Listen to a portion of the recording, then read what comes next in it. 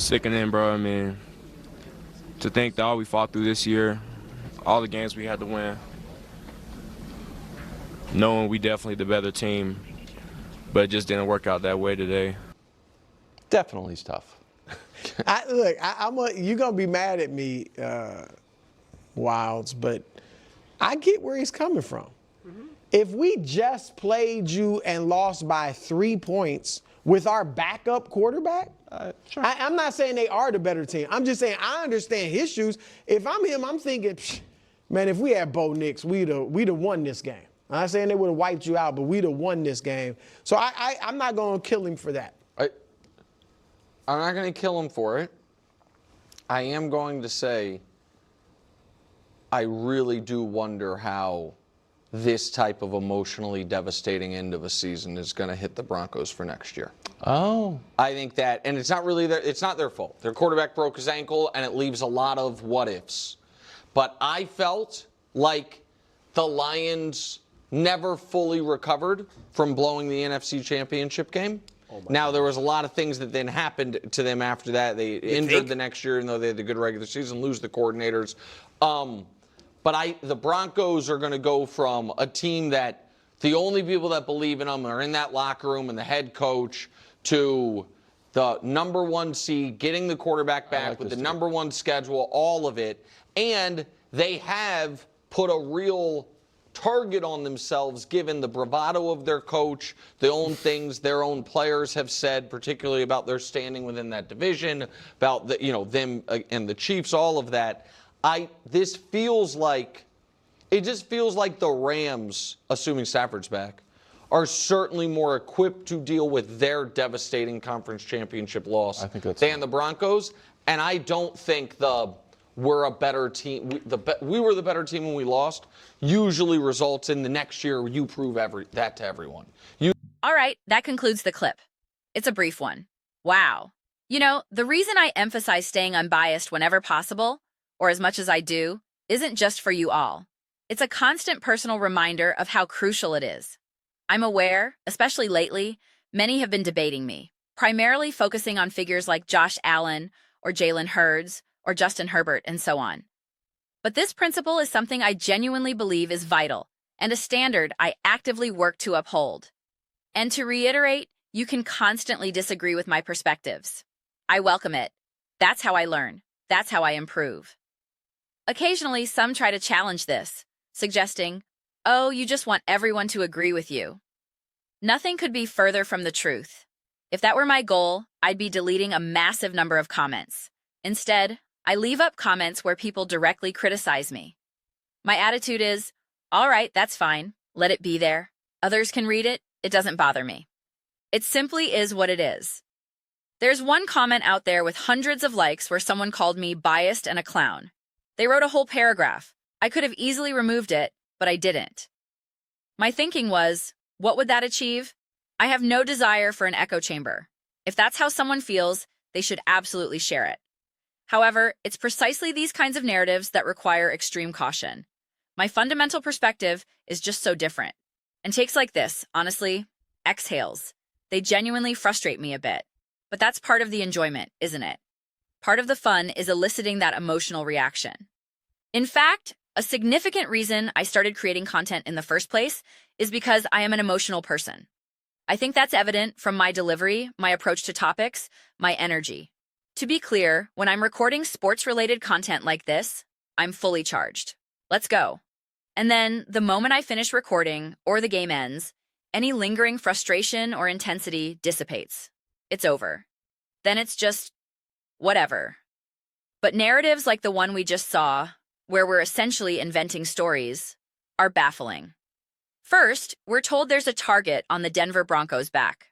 According to whom? What is the basis for that? Who in the league has a target on the Broncos? The suggestion that everyone is saying, it's time to shut Bo Nix down is what? What are you talking about? I engage with this constantly, every single day. And I'm not witnessing this sentiment. In fact, I observed more people, casual fans, general audiences, supporting the Denver Broncos. There were Buffalo Bills fans rooting for them. You could speculate it was due to the Patriots rivalry. But trust me, Fans from other teams, Eagles, Lions, you name it, were solidly behind them. There is no target, no mythical bullseye. Okay, so let's dismiss that. Now we're fabricating a story about the Detroit Lions, claiming they never recovered from a specific loss. That is utter nonsense. They were excellent the following season. They secured the #1 seed. Yes, the #1 seed. Unfortunately, they were then devastated by injuries. They lost a game to the Washington Commanders, but they won a crucial game against Minnesota to clinch that top seed and a bye, effectively a playoff atmosphere. They lost to the Commanders. Jaden Daniels played brilliantly. Their defense was depleted. Jared Goff had an off day, and honestly, so did Ben Johnson. Even Tom Brady pointed it out. That had zero connection to the previous year's events. Absolutely nothing. Then this past year, they lost both coordinators and again dealt with significant injuries. Sometimes that's just how circumstances unfold. But to pretend otherwise, this is what frustrates me about such takes. I'll be honest, they originate from an absurdly narrow viewpoint. Some of you might say, you mention Mahomes or Kansas City too frequently. I assure you, a take like this is born from an irrational devotion to teams like the Kansas City Chiefs, or others someone personally champions, like the Rams. The idea that they are equipped to handle this. The Chiefs with Mahomes can deal with it, but your team? Sorry, little buddy. And that's simply incorrect. It's false. Look at the Philadelphia Eagles. They collapsed in 2023. The supernatural funk, right? Well, they then won the Super Bowl. Then came the Super Bowl hangover narrative after they finally won. Really? They won their division. Yes, they had a rough patch because they lost their outstanding coordinator, yet they still reached the playoffs and won the division. Are we sorry they didn't win another Super Bowl to disprove critics again?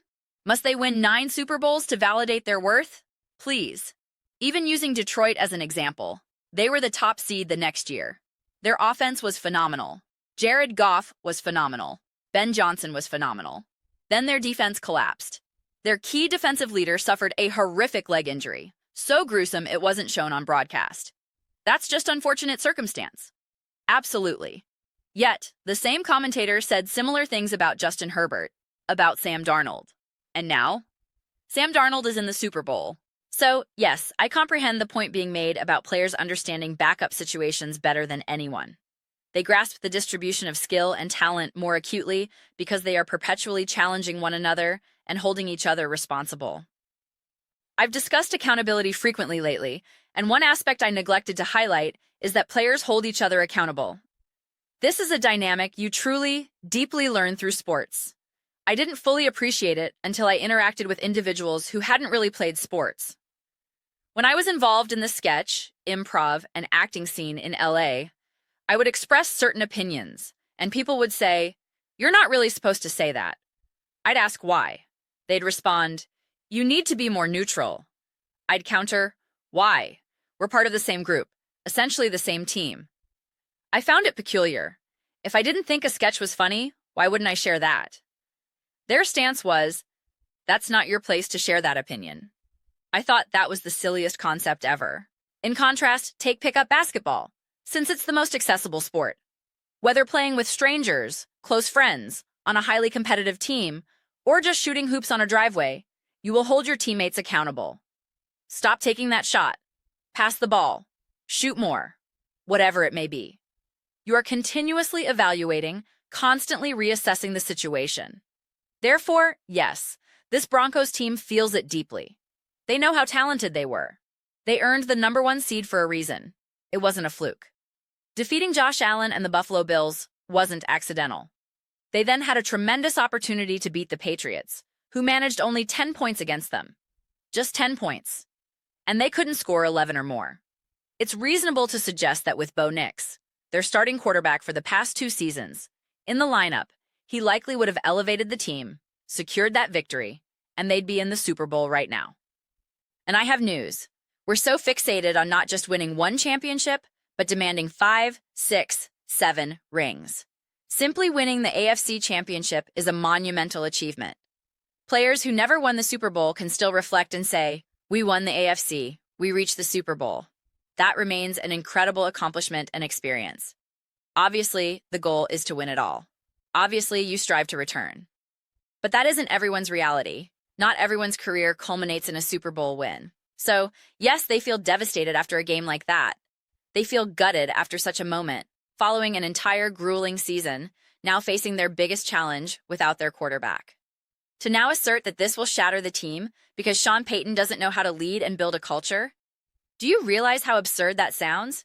Seriously. Or that Bo Nix won't continue to develop and improve. As if he's the sole quarterback in the NFL, incapable of growing and evolving into a better player than the year before. I understand why someone might hope for that. It benefits the Kansas City Chiefs. But keep dreaming. The era of it being a walk in the park for the Kansas City Chiefs is concluded. The Chiefs will remain formidable. Patrick Mahomes will still be exceptional. They will still be a brutally tough opponent and can contend for Super Bowls, division titles, etc. But the effortless dominance is over. It's finished. You had that peak period of glory. You seized it and maximized it. You reached multiple Super Bowls, won 3 MVP awards. It's astonishing. It's remarkable. It's phenomenal. That phase has ended. You can still win Super Bowls. You can still be great. You can still secure the top seed. It will never be as effortless as it once was. Never. I apologize for being the one to ground you in reality, but that is the truth. It's simply the reality.